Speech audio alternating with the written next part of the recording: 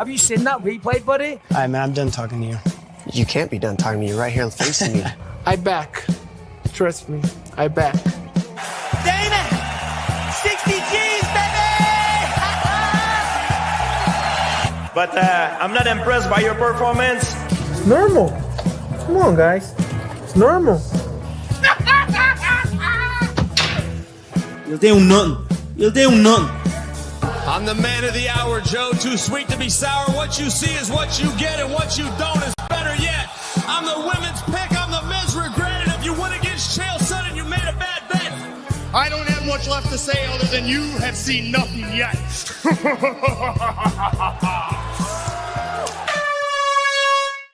What's happening, Fight Week Show fans, Fight Week Show people? Then we are back with another prediction show. And as you can tell, Always not here once again. The brother's out there celebrating his 22nd wedding anniversary. And once again, congratulations to the missus for putting up with that brother for so long. You know what I mean? I hope you guys have a wicked time in Wales of all places. But hey ho, I am joined as always by Cage Scribe and Crossover. Cage Scribe, what's happening, brother? How you doing?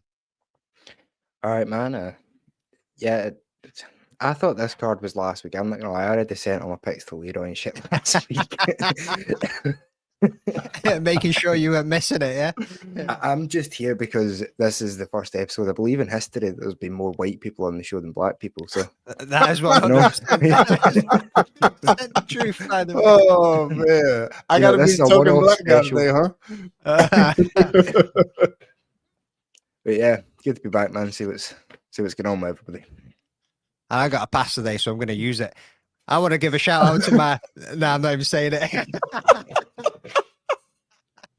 Listen, I'm no longer white. This isn't fun anymore. I want off. Cross, what you say, bro? How's your day been? Hey, it's Friday, man. I've been looking forward to doing a prediction show with you guys, chopping it up, interacting with the chat, man, and just ready for some violence tomorrow.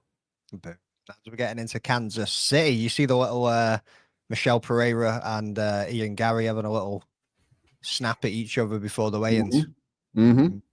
Didn't seem like there was much in it, to be honest with you. But see, when I seen the video, I was like, let's see what happens here. But just a little bit of fuck you, shut ups, and that's it. They just kind of cracked on.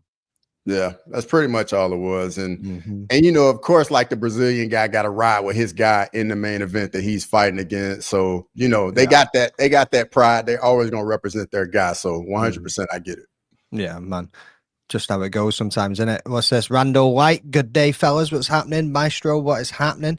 Shout out to everybody tuning in just now. So let's get cracking and let's get rolling into this card. First up on there, we have got Chelsea Chandler versus Jocelyn Edwards. 6-3-0, 14-6-0. You know what I mean? I didn't realize Chelsea Chandler was 34 years old. Jocelyn Edwards coming in 29. Fighting out USA and where? Panama.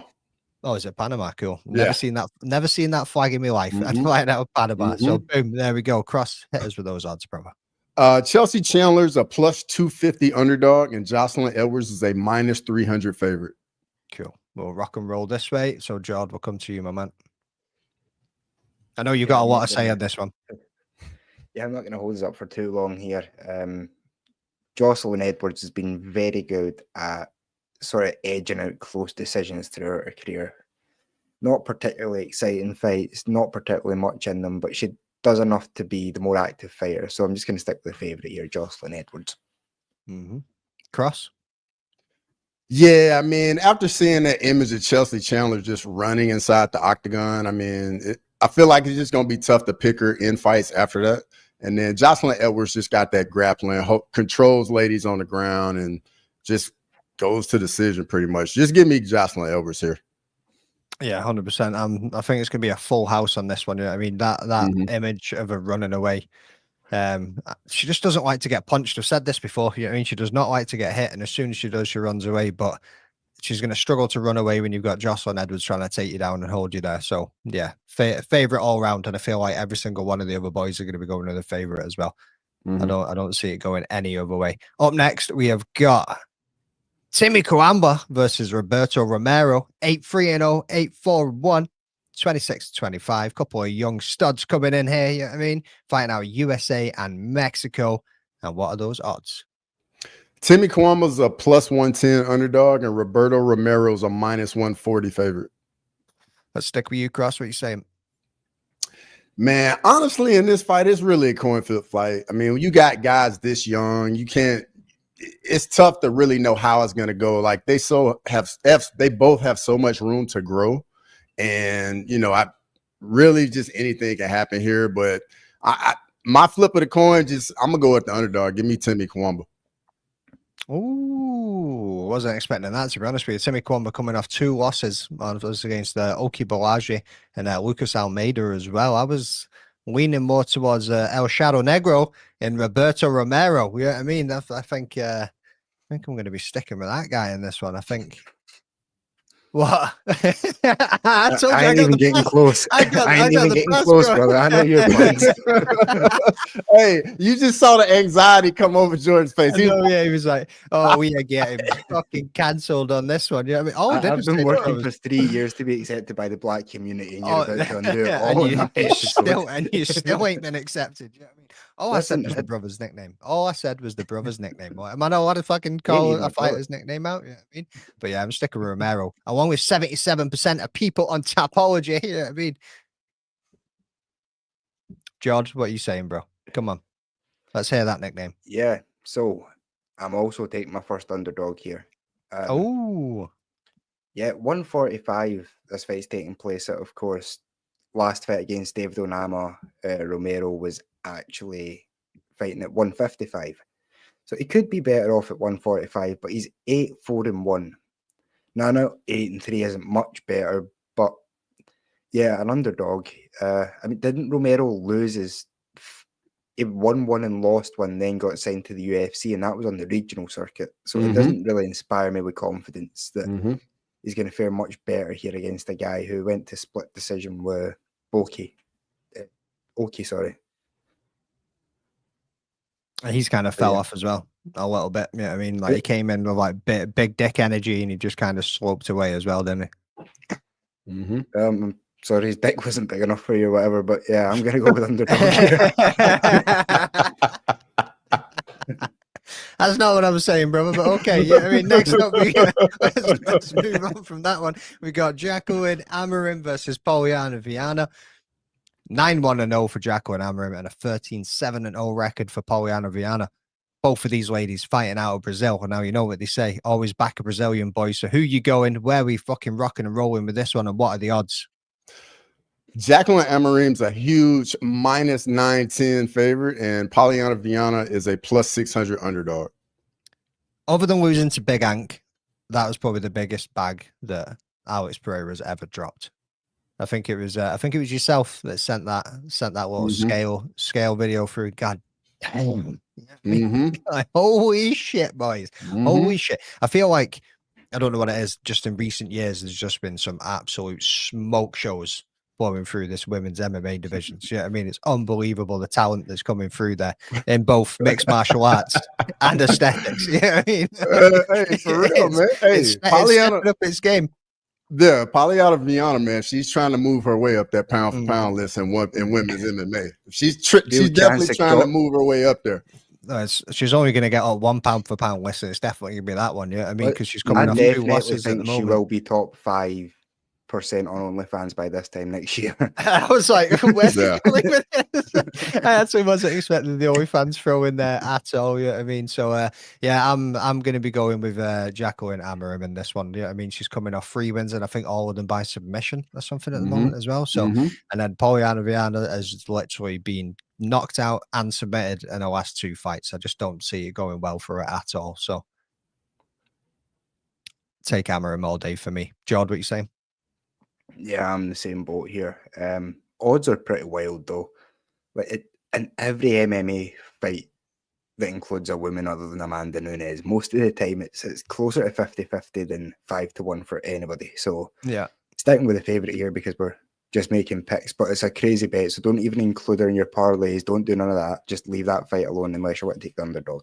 I never even noticed you changed the background. Where's Leroy at? You need to get that background back. He'll be busy. As per. Yeah, we know what in his dungeon doing something wild. Anyway, Cross, who are you taking, bro? Yeah, I'm with you guys. Jacqueline Amarim, Poliana Viana, she's on a 2-fight skid, hasn't fought in over a year. It's just not a good sign. Amarim's on a lot of momentum. So yeah, give me the favorite as well. Yeah, and again, I think that's going to end up being a full house when we actually see the pick sheet come through for Leroy. Oh, that's one other thing. I don't know if it's actually updated that. Let's have a little look at the scoreboard and stats, because it's been a minute, boys. You know what I mean? It feels like we haven't. Obviously, it's only been one weekend, but again, every time there's only one weekend away, it feels like it's absolute time since the last one. I can't even remember what the standings are looking like. So we got Jax all the way down there in the basement, 97 points on his Billy Todd. You know what I mean? Mr. No Mates down there.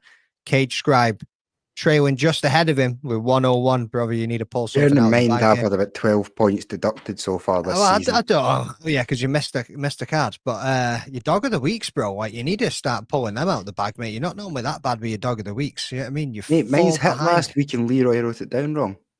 Nah, that doesn't count. Anyway, we got Osterberries at 107. And then myself at 109. Yeah, I mean, I'm creeping up. Cross, you did hit your dog of the week last week, 2 weeks ago. No, I did not. Oh, that's what's getting me. If I hit that dog of the week, man, I'm in the thick of it.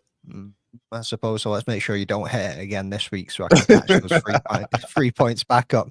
I'll make sure we don't have the same dog this week. Yeah, I mean. We got MMA Anomaly somehow like pulling it right out of the bag after missing a week himself, dropping down massively in the scoreboards and now scraping his way back towards that top spot too. You got the Fight Week Show official and Ola sitting there at 116 points, and I'm so glad he's not on because he'd be giving it all the smoke in the world right now. And then you got Yao, kick him in the head at 117. Leading the way like he has done for a little while, and he might even be joining us in a bit. And I'm a bit concerned about Drunk Yao turning up because he's going to be giving it all the smoke. So let's move on to the next one. After we discussed one South African, let's move on to the next one. We've got Cameron Simon versus Malcolm Wellmaker. 9-2-0 for Cameron Simon at 8-0-0. Is somebody's gonna go in this one? We've got 24 years old for Cameron Simon. That brother is still very, very young. And we've got 30 for Wellmaker. Yeah, we were coming in there from South Africa and the USA. Give us those odds. Man, this is basically a pick 'em, but Simon is the very, very slight underdog. It's a -100 to -120. Boom. Jod? Yeah, I'm gonna be taking my second underdog here. I think Cameron Simon, we remember his last two losses against Peyton Talbot and who was it again? Christian Rodriguez. Yep. So, yep. C-Rod. Yeah, neither great performances, but before that, it was undefeated. It was a hot prospect. He's took a year off to recover after that knockout loss, which is something you want to see. And he's taken on a guy that's not particularly well tested. It obviously had a great performance on the Contender Series, but other than that, he's not really been through the same kind of wars that Cameron Simon has. So I'm going to take a chance on him here. Nice. What's up, Lazy Bed? Cheers for joining, bro. As always, you know what I mean, lighting up the chat. Anybody else that's watching as well, get this chat box lighting up, people. There's not many kicking about tonight. You know what I mean? Everyone's busy this Friday. I know something's not going down right at all. So 4:26, the Eastern time zone. You already know. Crossover. Who you taking, bro? Yeah, I can see this fight being a big swing fight for just the whole table as well. But Wellmaker did look really good in his Dana White Contender Series fight. And whenever a young fighter just takes a beating like Cameron Simon did in the Peyton Talbot fight and get finished like that, you kind of wonder where he's going to go mentally and how he's going to bounce back. It's a tough one, but I'm going to go with Wellmaker to get it done. Oh, mixing it up. Even Maestro's coming in there saying, I don't know, I got Malcolm. He's bigger, stronger, and fights patient. It's one of those, though. I mean, he's 8-0. He's coming into the UFC. Not many people win the debuts. You got Cameron Simons come up against some pretty decent competition so far. He's got the experience of being in there. He trains with Dricus du Plessis. Yeah, I mean, so... And coming off the losses that he's coming off, he knows that he needs to claw something back. He knows he needs to get in there and get something done. So I'm leaning Cameron Simon in this one. I feel like his experience should be able to get him to weather the storm. And he does turn up. He does like to scrap himself, you know what I mean? But he is very, very hittable. So it's one of those, like like Maestro said, Malcolm's got power, bro. Like, so if he does catch him, he could drop it. We've seen him get dropped many times. You know what I mean? So it's up in the air, but I'm going to lean with this experience on this one. I'm going to back Cameron Simon to get it done. Does Prates beat MVP? Fucking let him fight Ian Gary first, bro. Jesus Christ. and then we'll move from there and see what happens. Jesus Christ. Yeah, somebody's just like, yeah, fuck Ian Gary's going to get past him, and then we'll see what he can do. Is MVP a middleweight or still a welterweight? I mean, his last fight was at middleweight. And Middleweight. He won. Yeah, He's middleweight. a career welterweight, but I don't know if he's just too old now to keep making that cut for these fights. I think he's mainly going to be having big fun dude, fights. Like, Yeah, he's 6'3". Yeah, he's a big, tall motherfucker. Like, Yeah. so I think fighting at welterweight is very, like you say, a career advantage from what he's had. But nah, I think, as you say, he's getting older, so he's probably struggling to get down there at this point. Next up, we got Damon Blackshear versus Alateng Haley. Took me a minute for that one. 16-7-1, 17-9-2, 30-33, USA and China. So yeah, I'm looking forward to this one. Cross, what's the odds, brother? Damon Blackshear's a -500 favorite, and Alateng Haley is a +380 underdog. And who you picking? I'm going with Damon Blackshear. I know he started very slow in his last fight, but he ended up getting a finish. He nearly almost got finished in the first round himself. But I just think, you know, that experience, and he's going to come out and not be flat. Always wants to look to get the fight to the ground, use that submission ability, and get the job done. So give me Damon Blackshear. Nice. Yeah, I'm probably leaning the same way here as well, as what 96% of Tapology are leaning on this one too. I just think Damon Blackshear is just a little bit more well-rounded, should be able to get the job done no matter where it goes, whether he goes over to, like, whether he goes over the 3 rounds, or whether he actually manages it to get it down to the ground and work out a submission on this one. But George, who are you going for? Yeah, I'm on Blackshear as well. I think his activity compared to his opponent's inactivity was probably my main deciding factor. I think that Blackshear's, of course, had a couple of losses, but within a year he's managed to bring himself back to being a 2-fight win streak, whereas there always tends to be a year, maybe even 2 years gap in between. I'm just going to keep saying his opponent because I don't want to learn how to say that name right now. So yeah, we'll take them on Blackshear.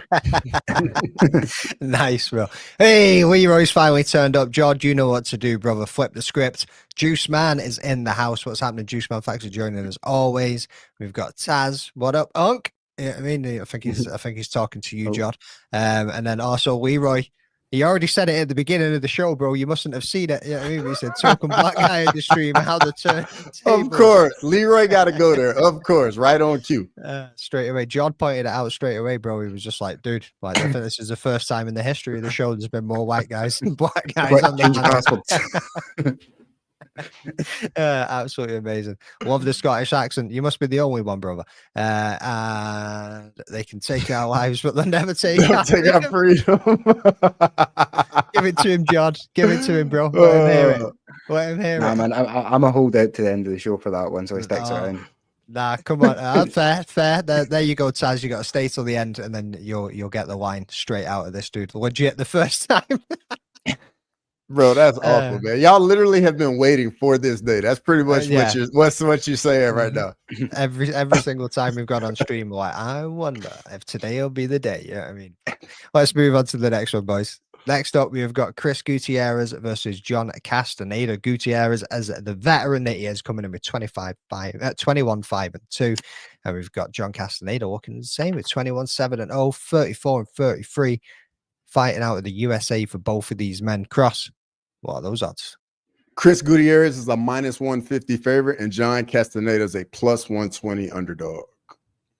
Boom. I'm going with Chris Gutierrez all day on this one, boys. You know what I mean? John Castaneda is scrappy. I'll give him that. But I just feel like Chris Gutierrez has got more in the bag, a lot more well-rounded, and over the course of 3 rounds. I don't see a finish happening, but over the course of 3 rounds, I can definitely see him edging this one out. He just works. I think his pace is a little bit more than what John Castaneda's is, and he's just going to outstrike him as much as he needs to. You know what I mean? And obviously John Castaneda's coming off against that loss against Daniel Marcos as well. So it's definitely going to be a scrap. It should be a little bit of a barn burner, but I can definitely see John Castaneda getting, Chris Gutierrez getting this one done. Jod? Yeah, I'm sticking with Chris Gutierrez here. I think that his leg kicks are leg kicks are always seem to take his opponents off guard for some reason. Castaneda's a good fighter, but I think Gutierrez is just a bit better. So yeah, stick with the favourite here. You've got another request, bro. I don't know what that's from. I'm not sure either. I'm almost scared to say it. Is it to D4? Oh, right. No, I think it's 34. That's what I think. All right, okay. Boys, Bubba Butts. Sup, boys? First time checking the pod. Cheers for joining us, brother. There's usually more black guys on the panel, just to let you know. Honestly, there's loads of them. This is gonna be the whole stream. This is gonna be the whole stream. Fucking Americans. It's all up. It's all, yeah, everywhere. but yeah, there's more Americans on this panel than there is fucking people from the UK these days too. which is Americans, fucking wild, Africans, yeah. honestly, come back next week. I know. Yeah, Comeback is the most multicultural podcast you'll Yes. fucking find. Oh, you On- too, for sure. yeah, 100%. When you say 34, it sounds like 44. 34. I hear it. I hear it. I see what he's talking about. I hear it. I hear it. I hear it. I can hear him say 34, but obviously my ears are a little more accustomed to the Scottish accent than what yours Yeah. is. Yeah, I mean, He was kidnapped Jod. by a big Scottish man 8 years ago and never got let to go back home. So now McDade stays here. some dude told me getting his van, had a can of Iron Brew, I fucking jumped straight in there. I mean, It was worth Nah. it a bit. yeah, never look back, bro. Never look back until they change the recipe, and now I'm like, damn. Yeah, I mean, I want to go home. Leroy here, dirty floor. Dirty floor. Dirty floor. All your Mhm. floors are dirty, man. I ain't Yeah, gonna tell Leroy. people what with, but You are a dirty whore. Oh, he is here, boys. He is here, and he is queer. It is Yao. Hey. I don't think that's where he's from. How's it going, brother? You got a little pump? You got a little vibe on you? What's going on? Proper number 12. Irish whiskey. Yeah. He's not actually Irish. Yao is the fuck out of here. Nobody else can see that.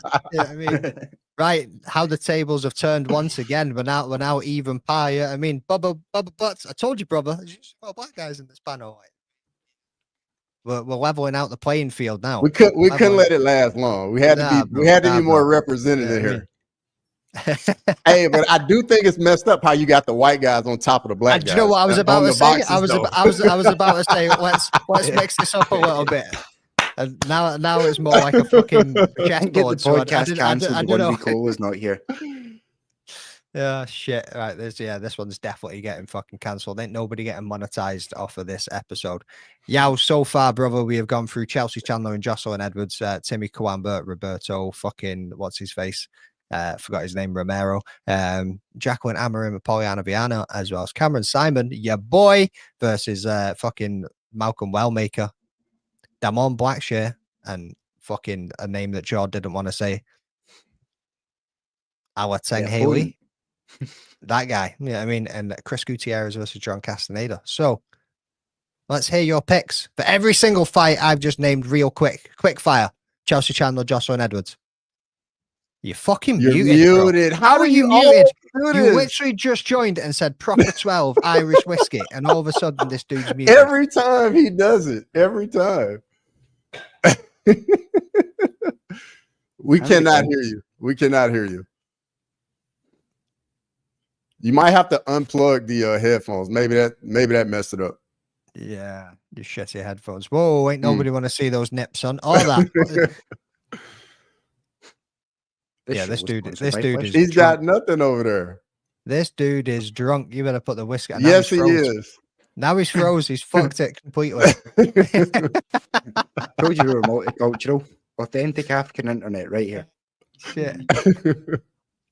Dicks inside of what's happening, brother. Yeah, we still cannot hear They you. were And he's definitely frozen. demonetized. We are having an absolute nightmare. Yeah, he's definitely frozen. Someone he's save gone. that picture. We'll use it as the background next week. Well, I think load shedding just kicked in. He's been kicked off. Right, we'll let Yao sort out his shit, and then we'll crack on. So next up, we have got Evan Elder versus, how do you say that? Gage Young?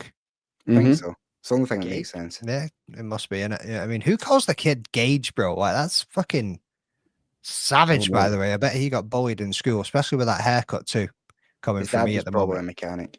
Yeah, maybe. So both of them are coming over with a 9-2-0 record, 28-24, 178 to 175, both fighting out of the USA. Cross, hit us with those odds. Evan Elder's a -200 favorite, and Gage Young is a +170 underdog. After all the hilarity, I forgot where we were at. So Cross, let's come to you, bro. Yeah, Gage Young taking this fight on short notice, making this UFC debut. I'm just gonna go with Evan Elder, more experience and the short notice. Fair. George? Yeah, I'm sort of along the same lines. Evan Elder didn't look as though he was going to be up to much in the UFC when he started out, but his last two fights have been decent. Genaro Valdez, a serviceable fighter. Same again for Darius Flowers. So yeah, going to stick with Evan Elder. Gage Young, it doesn't have even a particularly great record on the regional scene, so I don't know why it would translate any better to the UFC. Yao, have we got some I hope audio, you bro? can hear me. Can you hear me? We got Yeah, you. We got We you. got you, let's brother. go. We got you. Okay, so from Where the you going bottom, in this I'm one? going Oh, Edwards. you're going. All right, okay. You're doing Sure, the run right, it here we right go. through. Edwards, Romero, Amarin, Simon is a dog, Blackshear. Is Cameron Simon? Whew, good. Yeah, Cameron Simon's an underdog. Yeah, Yeah, he's is that your dog of the week? You got to make that your dog We'll It's of the week. definitely gonna be his dog of the week. It's It gotta be has the to dog be of the his week. dog of the week. Mhm. It Bro, they're doesn't gonna throw have you to out be of the my country. They're gonna throw you out of the country. dog. This is not apartheid government, bro. I then for choked the on fight my you just fucking talked vape about- there and everything. I'm going with Evan Elder. I think that one's a full house. Yeah. So now I'm caught up. Well, fuck, I never gave my pick, bro. I might be going with Gage Young, but I'm not. I'm going with Evan Elder. So let's keep it You fucking didn't even rolling. say boys. his name before this. That's how I know you weren't going with him. Yeah, with Gage Young. Fuck, bro. No, I don't think I've ever even seen this motherfucker fight, and if I have, I can't remember it. I don't think anyone has. No, well, he lost. He lost at the fucking On the Dana White Contender Contender Series. Series. Mhm. Yeah. Yeah, it's and then- fame. Where the fuck is FAC? What is FAC? Dixon FAC. brings up a good point that Gage Young's a hometown fighter. The local Okay. guy. So Right. if That's it why goes he's to got his decision, shot. man. Get your money on him getting the split. Yeah, they're like, oh, we need somebody else on this card. Let's get a local boy and just like bang him on there. Sound cool. If you hear Smash the Andy lights up, Judge's people. ringside, Sal Diamato, just go put the money on the. You're fucked.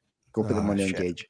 Yeah, if he's there, that's definitely a good shout, to be honest. Up next, we got Matt Schnell versus Jimmy Flick. 16-9-0, 17-8-0, 35 and 34, 173 centimeters to 170.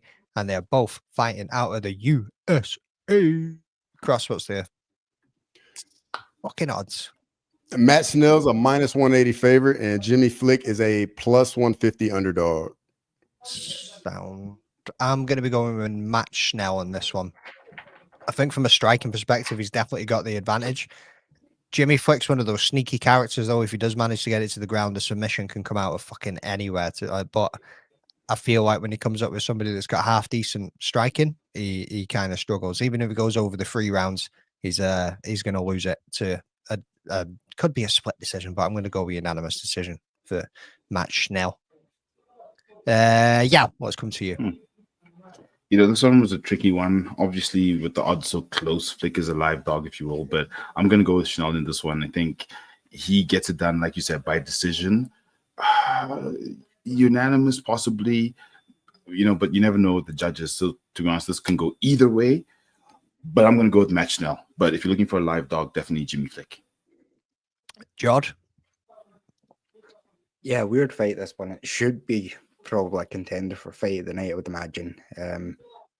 Both guys looking very unstable, obviously. Jimmy Flick was someone who was looking promising, but then was off for a very long time. Came back, got knocked out twice, got a submission win, then got beat again. Matt Schnell hasn't been much better, though. I think he's on, 3 straight he's lost? Yep. 2 by knockout, 1 by submission. So it really is a sort of up in the air fight.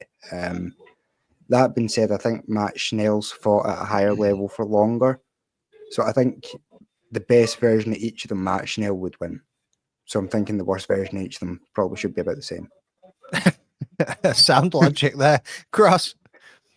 Yeah, I think the reason why the odds are so close in this fight because Vegas thinks neither guy really wants to win. I mean, when you think about it, both these guys have just been losing fights. Matt Schnell, though, you know, he retired after his last fight. So really, where's his head at? Is he really in it? You don't really know. But he has been in there with the better competition. Alexandre Pantoja, Steve Erceg, Brandon Royval. I'm just going to go a little bit with the experience. Give me Matt Schnell.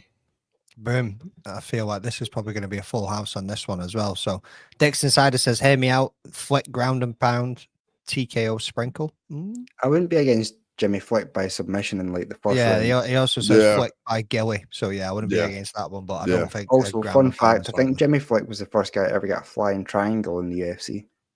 Oh, really? Yeah. Nice. Yeah, I mean, spark it up, homies, from Andrew Nance. Yeah, I mean, Andrew, what's going on? Got him and fucking spark him, brothers. This one is going to look exactly like Melt Costa versus Philly. Don't say I didn't warn you. Oh, good shout, Dix Insider. Good shout. Insider spitting fire tonight, boys. Next up, we got Ikram Aliskerov versus Andre Muniz. I did come to everybody there, didn't I? Yeah. Andre Muniz, and we are 15-2-0, 24-6-0, 32-35, 183 to 185, fighting out of Russia and Brazil. Cross, what are those odds? Ikram Aliskerov is a -480 favorite, and Andre Muniz is a +370 underdog. Let's stick with you, bro. What are you saying? Yeah, I'm gonna go with Ikram Aliskerov, man. I know he got knocked out by Robert Whitaker in his last fight, but I just think he's a more well-rounded fighter than Muniz. Like on the feet, Muniz still is kind of out of his element. I know he's a very good BJJ practitioner, but I don't see how he's gonna get the takedowns against Aliskerov. So it's just gonna play out on the feet. Yeah, Jod. Yeah, it's a weird one. Muniz just beat the Iron Turtle, who's a fairly decent fighter. He seems to struggle on the ground, but not in the submission department. He's too content to be on bottom, which leaves whoever's on top to just open up and beat him. That's how Paul Craig got it done. Aliskerov, I don't feel that we've seen that much from him. You know what I mean? He's beaten a couple of guys like Phil Hawes and stuff like that. In pre-UFC, he seemed to have a good ground game. So I'm not overly convinced by him as favourite, but I'll take him just because Muniz is getting on an edge. Yow. Give me Russia by TKO. Talk to me, brother. Look, with what Muniz did by losing to Paul Craig, and that makes me miss Sterling, I don't think he's going to have what it takes to beat Aliskerov. I think Machaklaka is going to win this one. The Russian, the Sambo, you know, if I look at Aliskerov, he's got a very rounded sort of Sambo striking, grappling game. Muniz might be BJJ specialist, but I think like you guys said, he's not going to be able to get it to the ground. The odds are heavy on Aliskerov at -650, but hey, man, I'm going with him all the way, even though we know the dogs this year have really come through when the odds are this ridiculous. But I'm going with Aliskerov. Yeah, I think, again, this one's probably going to be another full house on the cards, but I don't know, man. There's something there where I feel like the experience of Muniz might be able to surprise some people, but like you say, when he goes down to the ground, he's too happy to stay on his back. He's too happy to play the bottom game, and he just doesn't throw enough up to try and... Yeah, grow up, brother. It's your fucking birthday and you're having a little giggle over that one. You know what I mean? Jesus Christ, you're acting like a 12-year-old boy over here. Fuck. Dude's about to be 51 tomorrow. It's the proper number 12. It's Irish. Don't confuse the people. We've told them we have Africans here. They go, think you're fucking Irish. Yeah, and like George said as well, like beating the Iron Turtle is not the easiest task in the world. It's not the hardest, but it's not the easiest either. I mean, pretty hard for us. We'd probably get smashed, but at the same time, probably. I know, yeah, for somebody at that level, like, but Paul Craig landed some heavy elbows that hurt that brother, but he did land a good few shots on Paul Craig first. It wasn't. I mean, again, it's Paul Craig, so it wasn't exactly the biggest fight ever either, but it was Paul Craig's fucking middleweight debut. Mm-hmm. It was a spectacular finish for him to go and get that done. Yeah, I mean, but yeah, I think Ikram has only ever lost to Hamzat and Robert Whittaker. Mm-hmm. And that's two boys at the top of the game, right up there. Yeah, I mean, as much as I can see, Cross has got a little smile in the corner of his mouth right now. I know what you're thinking, brother. I know it's already going through your head. You know what I mean? So I'm going to go with Ikram in this one. Like you say, boys, more well-rounded, younger, hungrier, and I think he should be able to get it done. But I wouldn't be surprised if it flips and goes the other way and somehow Muniz manages to pull it off. I think the only way I only see Muniz's only path to victory is submission for me. And it's unlikely that we see Ikram get caught in that. That's the other thing as well. So yeah, can't see it going any other way, to be honest with you. Next up, we got Randy Brown versus Nicholas Dalby. 19-6-0, 23-5-1, 34-40. Bro, Dalby's pushing it these days, but he was looking good up until his last fight. Coming out a Jamaica one as well as Denmark. Cross, give us those odds.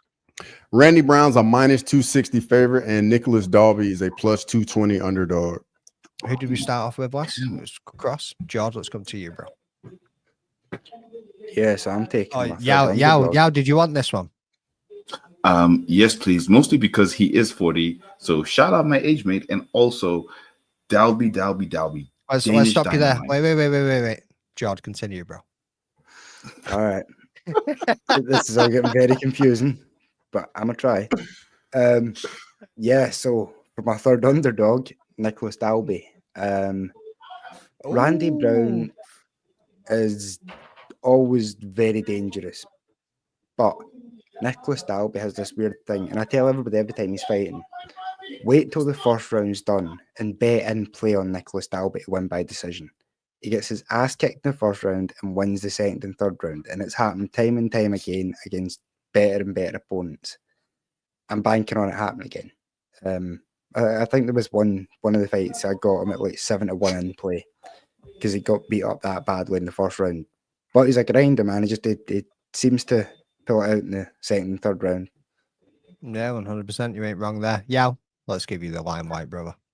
40 yeah, club so all Dalby, the way. Look, I'm past that, but Dalby mostly because of what happened between, oh gosh, now his name's escaped me, who just beat, oh goodness, in the heavyweight division. Who did Dalby? What? But anyways, looking at his record, I remember this. Looking at his record as a 40-year-old coming up against someone who's an up-and-coming Randy Brown, tough, taller than him. I think his experience is going to let this go to decision. He's going to grind it out. Randy Brown is hungry. Rude Boy is hungry. But Dalby's just going to have the edge, I think, in a decision win. Not by split. I think it's going to be unanimous. He's going to just edge each round. Just edge it because he knows how to play to the judges and win. So I've got Nicholas Dalby. Danish Dynamo. Fair. You're not wrong, boys. Like, Dalby is an absolute dog that will just keep pushing forward, take the punishment, and somehow manages to pull it out of the bag every single time. But I've got to go with Dixon Cider on this one. Yeah, I mean, Randy by split decision. If you look at Randy Brown's last fight, boys, I thought he beat Brian Battle. Yeah, I ain't gonna lie. I thought he beat Brian Battle. I thought it was all the bullshit that never went his way. Randy Brown, he's got power in his hands. Even though he's pretty big, he's got some speed about him too. You know what I mean? And the boy cracks. Like, he's got the power behind him as well. So I think the range is probably going to be a little bit too much for Dalby to handle. I reckon he's going to work from the outside and just keep pushing through, doing what he needs to do. So Randy Brown all day for me. And just before we move on to crossover, the boys, MMA. What's happening, brother? Stop doing work. Get on the show. Stop being a bitch and kidding on the jet lag is kicking your ass. Like, you're chatting bollocks, bro. Drink a whiskey, come and join Yao. You can both raise a glass together and we can just crack on with the show. Like, I mean, as we're moving on to the number 12, Irish. That is the worst accent I've ever heard in my life. We have got Lane in the house. What's happening? Do you know what, Lane? I ain't speaking to you after how you done me last night on S Dogs. prediction show or whatever the fuck it was that he done. Yeah, I ain't speaking to you, dude. Yeah, I mean, I thought we were friends, and you totally fucking ruined my week. So no, that ain't happening. Cross, let's come over, brother. What you saying? Yeah, man, it's a tough one because Nicholas Dalby's an absolute dog, but on the other side, the guy is 40 years old. That's definitely not prime age to be a fighter. One thing though, like Nicholas Dalby, like man, when he goes up against Brazilians, that's typically when he does his thing. Randy Brown's not Brazilian, long rangey striker, really good footwork, really good speed. Give me Randy Brown. Boom. I'm glad that somebody's going with him as well. And I feel like there's going to be a couple of other people backing Randy Brown in this one too. So can't take the heat. No, I cannot take the heat, especially coming from you, Lane. Like I thought we'd bonded.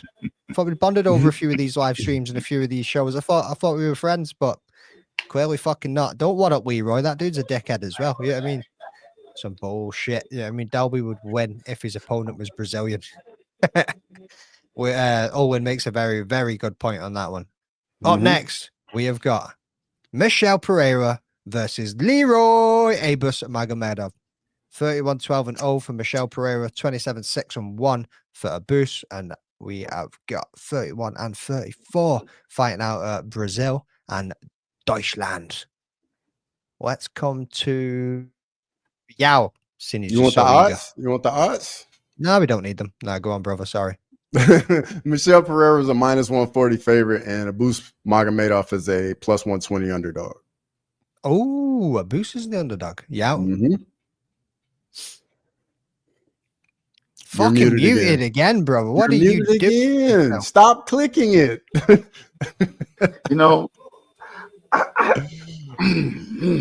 So Abus is a live dog on this card. The odds have slipped from when I looked at them. They've gotten more in Abus's favor, and I think that's fair because if I look at the work he's done, sure, we saw him losing to Strickland and then Borjalio, but if you look at the level they're fighting Nerds at 19-0, he then came back with 2 wins on the trot. I think he's definitely in with a good shout to take this fight. Michel Pereira tends to be erratic sometimes. If you look at who he's beaten recently, it's been good fighters, but he couldn't put away Fluffy Hernandez. I'm going with Abus Magomedov, the underdog on this card. In this fight. Bus stop then. Bubble butts. Jordan, that was the worst joke you've ever fucking said. No. You appreciated that so much. There was no appreciation there at all. I was like, oh my God, did you just say that? You know what I mean? So Dix Insider thinks that Michelle guilty by guillotine round 1 is a lock of the card. I'm not too sure, brother. I'm leaning with my man Yao on this one. Like, he couldn't beat Fluffy because Fluffy's one of those guys that'll grind it out for the 3 rounds. He fluffed it. Abus is gonna take this over 3 rounds, in my opinion. Michel Pereira comes out very fast, very explosive, tries to get it done in the first round, and if he can't, I think Abus should be able to just work his way towards a decision. I mean, he's not spectacular in the way that he goes about it, but he can be methodical in the way that he needs to fight and how he needs to score it to get there. So, Cross, who are you saying?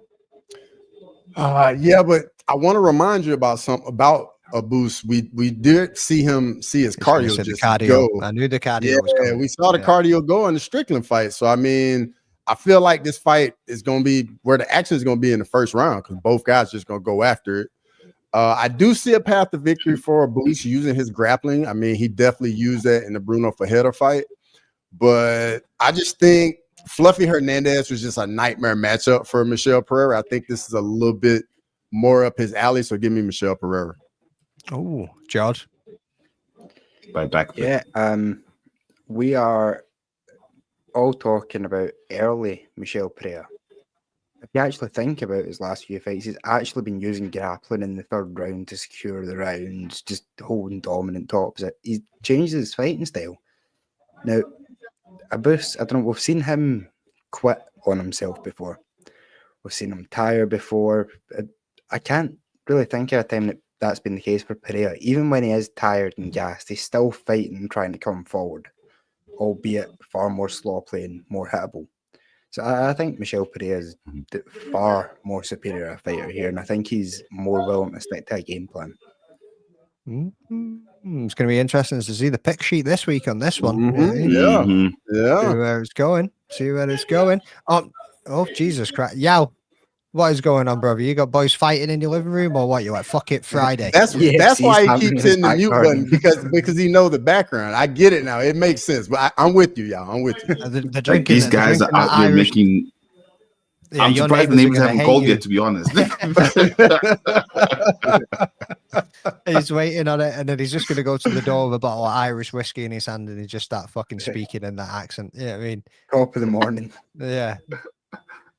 Come in. Oh, by the way, it's proper number 12. Irish whiskey, Lakers and 5. Shut the door in the face. Boom. Up next after that one, we've got Giga Chikadze coming back. He's been out for just about a year now. It was UFC 304 was his last fight versus my man Arnold Allen, and he's coming in against David Onama, who got 15-4-0, 13-2-0, 36-30, 183 centimeters to 180, fighting out of Georgia and Uganda. Crossover. Hit us with those odds. Giga Chikadze is a plus 150 underdog, and David Onama is a minus 180 favorite. No, we're just done. Yeah, Cross, we'll go with you, bro. Yeah, man. I really thought Giga looked really good in the Arnold Allen fight. I know it was a year ago, but him coming back after that beating he took to Calvin Kattar, to me, I thought he made some improvements. David Onama's is a very exciting fighter, is always in wars, but the guy definitely gets hit a lot. And give me the underdog and Giga Chikadze to get it done. I didn't know Giga missed weight as well. Big Ank, what's happening, brother? Shares that little bit of information. George, where you going with this one? Yeah, I think I'm changing my pick right now. Not based on that information, just you put your picks in a week ago, brother. Yep, well, it doesn't matter. Those picks don't count. But I'm thinking, I remember Giga Chikadze being on way worse a run than he actually was. He's bigger than David Onama, which I didn't really have in my head. And Onama's lost some fights to some mediocre fighters like Nate Landwehr. Great fun to watch, but outside the top 20. So I think I'm going to take another underdog here and go with Giga. Oh, the ninja. Yao, you're in that chat shouting about Onama. Who you picking? And he's gone. He's absolutely gone. I never even seen him go. Drunk. Never even seen him go. I was too busy looking at other shit. Never even seen him fucking dissipate. Oh, here he comes. He came, poured himself a drink, and then just dipped out. Right, Yao, who are you going? Yeah. I'll unmute you, brother. Don't you worry about that. Oh, he muted himself because I done it for him. I had this battle with Patrick on my show where he was having a lot of feedback. These serious? He was having a lot of feedback on his. Anyways, my pick is David Onama, the missed weight, and I think Chikadze has been in some tough fights. If you look at the Calvin Kattar fight, Dan Hooker, he's been in some crazy fights. So I'm going David Onama. I think the youth is just going to play. I think there'll be hesitation from Chikadze because of his previous fights. So I'm going with David Onama.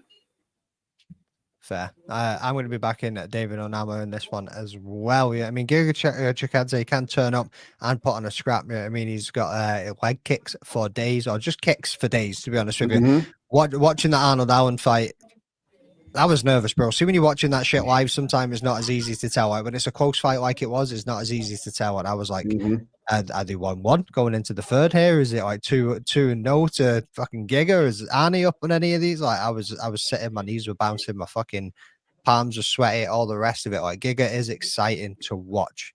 But like Yao said, I feel like the younger fighter here should be able to get it done. He's going to have a little bit more balls about him to push forward and put the pressure onto Giga Chikadze. So David Onama for me, boys. What's the chat saying? Giga did make weight with a white box of shame. Oh, did he come back and nail that one out? Came back and made weight. Neil Carmel, what's happening, bro? Cheers for joining and sparking one for the panel. Appreciate it, Lazy. Up next, on paper, we've got Anthony Smith versus Ming Yang Zhang, 36 and 26. We got 37, 21. Dude, Anthony Smith with 21 losses on his record. Like, that's fucking wild, isn't it? Like, this guy has had so many fights, and now he's stepping into his retirement fight. And he's coming up against a little bit of a killer. Like, I don't see how this goes well for Anthony Smith. Like, I don't see him going out with a bang. I don't see him going out with a win. But Cross, give us those odds. So Anthony Smith is a plus 350 underdog, and Ming Yang Zhang is a minus 450 favorite. Okay. So I pretty much like gave my pick where I'm going to Ming Yang Zhang on this one. So Cross, we'll come to you, my man. Man, I'm right there with you. Ming Yang Zhang for me. I think I think Anthony Smith's been done for a while, and he's just not into it mentally, especially losing his coach, being so emotional like that. Yes, his last fight, and he's close to home. But I just think Ming Yang Zhang, this guy is just got so much power, and he's been getting guys out of there. And Anthony Smith, the guy's there to be hit. And like his last couple fights, he's been telling the opponents to hit him. So give me Ming Yang Zhang. Boom. George? Yeah. Anthony Smith's performances have slowly but surely been getting weirder to the point that something feels very off when he's in there fighting. Like, he doesn't want to be there, and I would have called it after his last fight, but I can only really see this one ending by knockout. Like, the best version of Anthony Smith probably takes this guy down and submits him.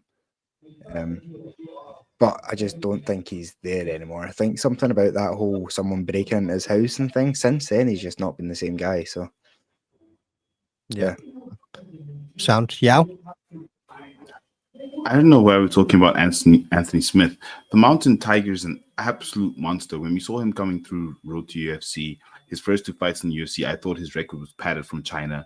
And we saw him absolutely destroy Benson Ribeiro and then defeat Ozzy Diaz. So for me, it's more about what Ming Yang Zhang, the Mountain Tiger, is bringing than the fact that Anthony Smith isn't really in the game. I think Mountain Tiger is he's just in a heck of a headspace. He's 26. He's still hungry as hell, and his hunger more than Anthony's lack of fight is really what for me is going to win this fight. So give me Ming Yang Zhang, the Mountain Tiger, by TKO. First round, let's go. Wayne coming in with the facts. I mean, Zhang's a beast. 10 round 1 KO win streak. He hasn't lost since 2019. This is a mad matchup, like for Anthony Smith's retirement fight, isn't it? Like, I did not expect them to put him up against somebody like this. Like, send him out with a bang. Like, literally send him out with a bang. Like, and is he going to take that one punch and then just kind of did what he did with in his last fight? It was like, just hit me, just fucking hit. Like, I really don't want to see Anthony Smith go out like that. I really, really don't. But he might turn up and just shock everybody. You know what I mean? Like he did against Petrino. Everyone thought Petrino was going to dust him and all, and he caught him due to Petrino's lack of fight IQ. You know, managed to catch him in that one. You know what I mean? So, I mean, all the best to Anthony Smith, but on paper, I just don't see him getting this one done. As we move on now to the main event of the evening, people. This is the one that we're all been waiting for. Chris Gutierrez posted a video earlier of something that we all expect to see is Carlos Prates outside having a fucking cheeky cigarette. So we got 15-1-0, 21-6-0, 191 centimeters, 185 centimeters, 27-31, fighting out of Yao. Where's he fighting out of? Ireland. He's Irish. and Brazil. I don't know why I did that, bro. Set you up to fail. No such thing as failure. Hats off to Ian Gary. You know what I mean? Like stepping in and going and taking this short notice kind of fight against somebody that's below him. When he's always kind of been about that, I'm not going to fight anyone below me. I'm on a trajectory this way. Especially when you look at Joaquin Buckley when he was trying to call him out. It was like, why would I fight you when you're down there and I'm up here? And now it seems to be the thing that he wants to go out there and do. He done it against Shavkat, and now he's doing it against Prates as well. But it's going to be an interesting matchup. Stylistically, it should be a banger. I've said it before when the fight was announced. It just depends on where Ian Gary's going to turn up and strike with a boy, or is he going to turn up and do what he does just to get the 3-round unanimous decision where he's going to just make it grappling, hold on to him, and nobody wants that. It's the main event. We want something spectacular. Yeah, I mean, we want to see an absolute striking masterclass. So, Jod, we're going to come with you on this one, bro. Like, who do you think's taking it? You got Prates or have you got Gary? This is difficult, man.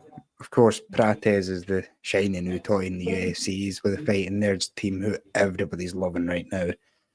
Knocking everyone out, most recently Neil Magny, but also Li Jing Liang, who's another fan favourite. That being said, Ian Gary, in that Shavkat fight, I think even by taking the fight, he proved something that a lot of people doubted about him, which was his heart for the fight game and just how committed he was to fighting the best in the world as opposed to just trying to get the easiest route to the title. It shut us all up because it was a very close fight that I don't think anyone could really definitively say at the end of who won. Why he's taking this fight in particular, I don't know. Maybe trying to earn some favour with the UFC to try and get up that sort of ladder again quicker. But yeah, I'm taking Ian Gary in this one, even though it might not be the sort of trendy thing to do right now. I'm coming off his first loss. I feel like I learned more about him in a fight as a fighter in that loss than I probably could from any of his other wins. Yeah, I think he's one of the top 3 in the world right now. I mean, the dude's got the picture of him almost submitting Shavkat at the end of his bed. You know what I mean? It's like I wake up every morning and look at this. So I think you've made a great shout there with the is he trying to play towards the UFC's hand? Because he even said, like, if Shavkat's out and he can't step up for the title fight, it should be me. That's where his mindset's at. Like when he got the phone call to say that it was going to be JDM that was going to be getting the shot and it wasn't going to be him, he was pretty pissed, pretty fucking pissed. So maybe that is what he's doing. If he can get past this one and get the win, he probably sees this as a way to get the shot and get the shout for the next title fight. But then Islam Makhachev steps in and says, "Fuck you! You can just wait there." You know what I mean? See where it goes. Yeah, where you going, brother? Yeah, Ian Machado Gary.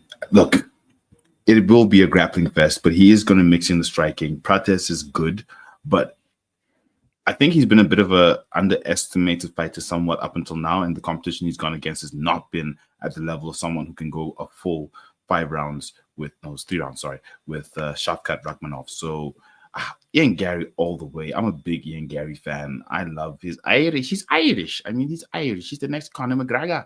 You know. Why are you gay?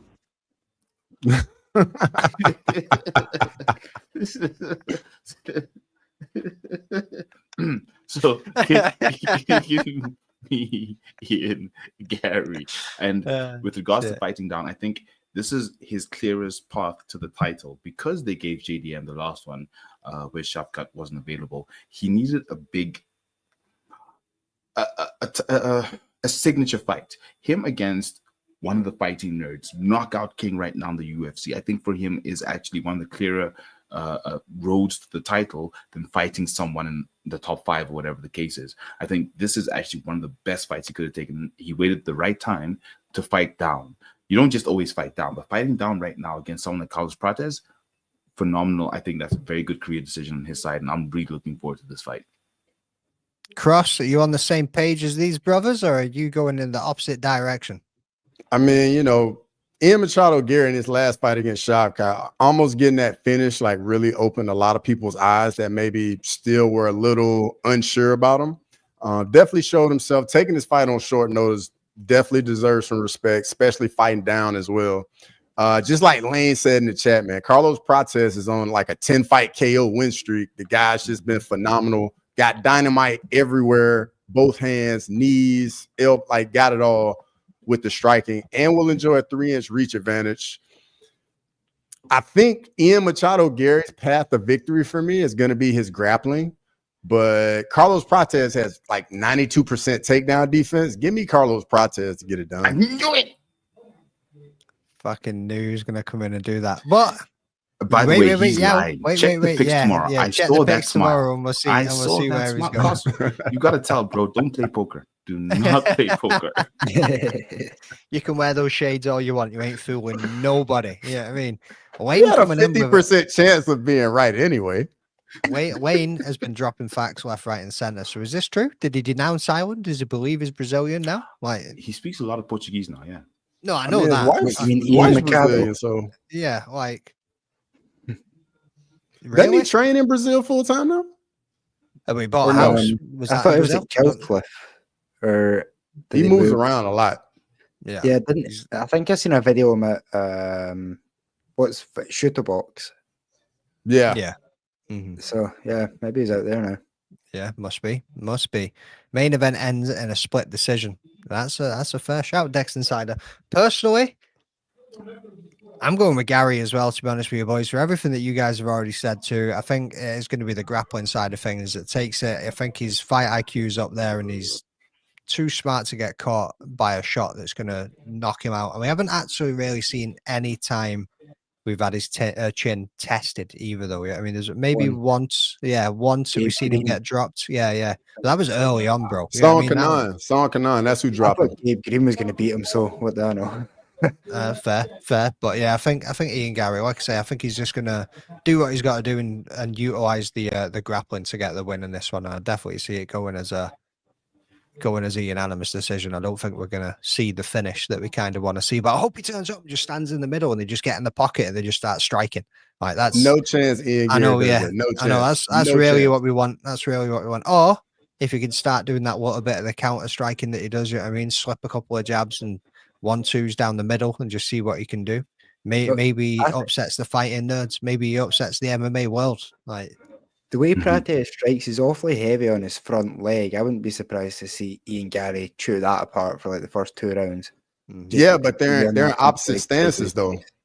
You know, so like that the outside leg kick's not gonna beat her. I mean, he can go inside, but I feel like the inside leg kicks aren't as effective as the outside leg kicks from guys. Depends how fast you are, I suppose. Yeah, if he's really heavy on it like those guys are, though, because they're trying to throw 100% with every shot. You know, inside might work. We'll see how it goes. Right. Anyway, let's wrap it up, fellas. Yao, happy birthday for tomorrow, brother. I hope you have a great night. I hope you have a great night, and I hope your head's absolutely fucking banging in the morning because we know it's going to be if you continue to drink that fucking Irish whiskey. Proper number 12. It's Irish. It's Irish. If we didn't get a sponsorship out of this, nothing ever will. I know, yeah. Just a few sips. Well, I have to taste it, mate. It is the finest man-made Irish whiskey there is on the market. None of that danced on Jameson shit. We got the black leprechaun on the show. Hey, big happy birthday from Olwen there as well. So let's be saying, I don't see anyone beating Bilal unless they have KO power. I don't know, man. I don't know. Let's just chat on that one quickly before we disperse. JDM boys, you reckon he's got a shot against Bilal, or is Bilal's pressure, if the way that he fought against Leon Edwards is anything to go off? Do you reckon he's going to be able to do that to JDM? Yeah, he's going to bore him to death as he does everyone else. Like the annoying thing about Bilal is he's good. He's getting better in each and every fight, but he's still like watching fucking flies fuck. Like genuinely the most boring fighter on the planet. Islam is the only fight I can really see doing much to change the division at the minute, really. But we ain't going to see that fight. They ain't going to do it. Khabib doesn't want it, man. Yao doing an Irish accent is like a low-budget Disney movie. They make it cast in a high-budget Disney movie the way they're doing it now. Oh, that's true. That's true. Yeah, I mean, it's like they casted a black guy to be the leprechaun in like a Irish commercial. Shit. Shit. I need to get lessons from Black Diamond. Like yeah, you do. Heavy Irish accent. It's crazy. Just get him on the podcast, brother. Just speak to him for 45 minutes and you should be able to twist some things out. Yeah, I mean, ordering one of your shirts on the merch site for my birthday tomorrow. Shout out to you, Chris Gray. Happy birthday to Chris Gray as well. Yeah, I mean, Yao and Chris Gray. Happy birthday to you and Yao. Taurus, let's go. If I had something on the fucking soundboard for a happy birthday, I still wouldn't play it. Remember the name, forget the fight. Carlos Madeira. Yeah, I mean, anyway, boys, let's fucking wrap this up. Thank you very much for everybody who's been tuning in, whether you've been on X or whether you've been on the YouTube or everything. A big happy birthday from Wayne there as well. So yeah, peace out. Enjoy the fights, people, and we'll catch you at the next one. Peace.